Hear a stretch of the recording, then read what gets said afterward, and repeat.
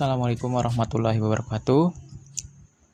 Kali ini saya akan coba untuk menjawab pertanyaan-pertanyaan terkait dengan tugas mata kuliah pendidikan dasar di berbagai negara yang mana membahas tentang sebuah artikel yang berjudul A Scoping Review of Research on School-Based Outdoor Education in the Nordic Countries. Berdasarkan hasil penelusuran dokumen melalui file research tersebut, maka poin-poin utama dari artikel tersebut adalah sebagai berikut. Yang pertama, tujuan dan fokus penelitian. Artikel ini merupakan scoping review yang memiliki tujuan yaitu memetakan ruang lingkup penelitian outdoor education yang berbasis sekolah di negara-negara Nordik. Lalu menjawab 3 pertanyaan besar, yaitu fokus penelitian yang ada, cara outdoor education didefinisikan, dan aspek filosofis pedagogis yang mendasarinya. Sementara yang kedua yaitu ruang lingkup dan metodologi review. Jadi artikel ini menggunakan pedoman Prisma SCR untuk memastikan prosedur kajian sistematis. Dan artikel ini hanya memasukkan studi yang berbasis program sekolah dan bukan aktivitas keluarga atau komunikasi, serta berada di dalam kurikulum atau jadwal sekolah. Lalu di dalam artikel ini juga terdapat penyaringan artikel dalam beberapa tahap untuk menjaga ketepatan konteks penelitian. Berikutnya yang ketiga yaitu definisi outdoor education dalam penelitian Nordik. Jadi artikel ini menemukan definisi outdoor education yang tidak seragam, tetapi memiliki ciri umum, yaitu yang pertama berbasis aktivitas belajar di luar ruang kelas, mengutamakan pendekatan pengalaman, mengaitkan aspek lingkungan, tubuh, dan pengalaman langsung ke dalam pembelajaran. Nah, ini menunjukkan bahwa outdoor education dipahami sebagai pendekatan holistik, bukan sekedar kegiatan luar ruangan. Lalu yang keempat, temuan utama tentang karakteristik outdoor education di negara Nordik. Adanya penekanan pada pembelajaran berbasis pengalaman.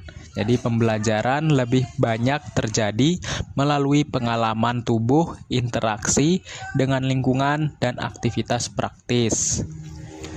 Aktivitas yang dipandu oleh guru dalam kurikulum formal. Banyak penelitian menyoroti kegiatan yang difasilitasi guru dan terintegrasi ke dalam mata pelajaran sekolah. Aktivitas kolaboratif dan sosial, outdoor education sering digunakan untuk membangun komunitas kelas, kerjasama, dan interaksi sosial yang positif.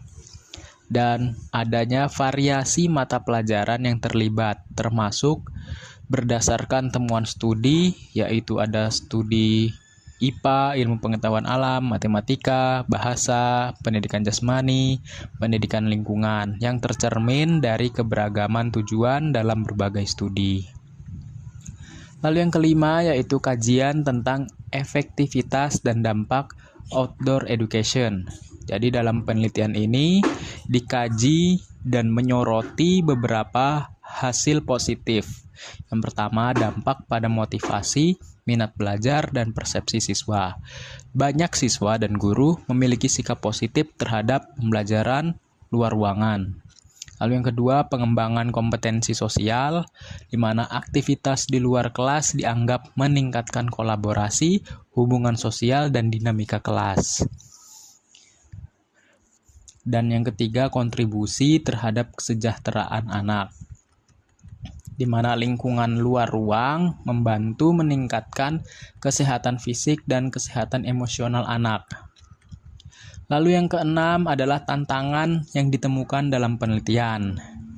Kajian juga menemukan berbagai hambatan dalam implementasi outdoor education, yaitu adanya kekurangan konsistensi definisi. Jadi salah satu kendala utamanya adalah tidak adanya definisi tunggal yang disepakati.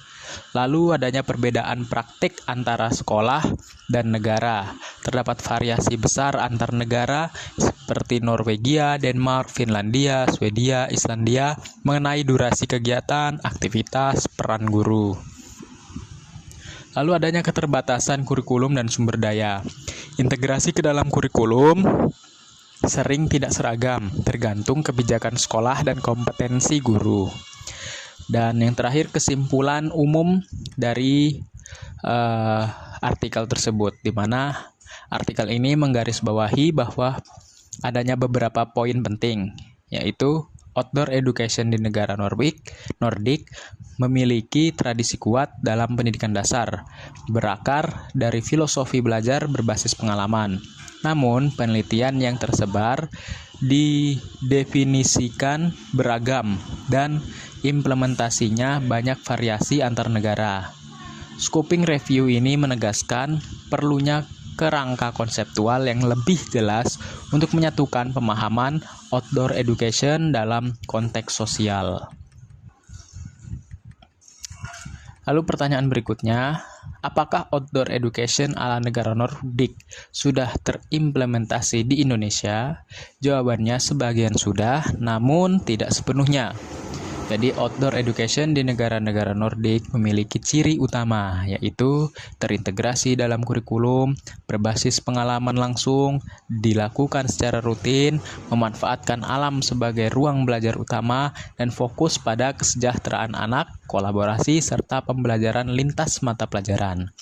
Nah, di Indonesia sendiri konsep ini belum sepenuhnya terstruktur, namun beberapa elemen sudah diterapkan, seperti adanya pembelajaran kontekstual di luar kelas, kegiatan pengamatan lingkungan, proyek berbasis lingkungan, dan kegiatan pramuka. Nah, kegiatan pramuka inilah yang paling mirip dengan outdoor education ala Nordik, karena berbasis pengalaman, pembiasaan, dan kegiatan di alam. Lalu, apa yang belum banyak terimplementasi? Outdoor education secara terjadwal sebagai bagian dari jadwal pelajaran yang rutin. Nah, itu belum terimplementasi. Pembelajaran lintas disiplin yang konsekuen dan kontinu di luar renggangan. Pendekatan holistik yang menekankan well-being, community building, dan embodied learning juga belum banyak terimplementasi. Dukungan kebijakan yang eksplisit seperti di Finlandia atau Norwegia juga masih kurang. Nah, apakah outdoor education ala Nordik dilaksanakan di sekolah saya? Sebagian sudah melalui kegiatan-kegiatan ekstrakurikuler seperti kegiatan pramuka dan juga kegiatan-kegiatan yang sifatnya berada di luar ruangan. Namun memang masih belum tersistematis seperti yang sudah ada di negara-negara Nordik.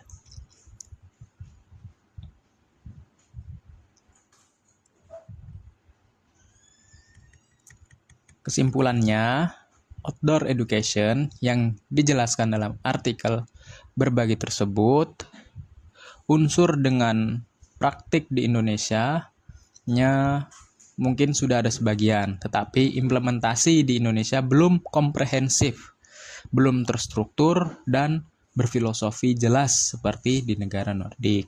Mungkin itu saja yang bisa saya sampaikan untuk menjawab pertanyaan dari tugas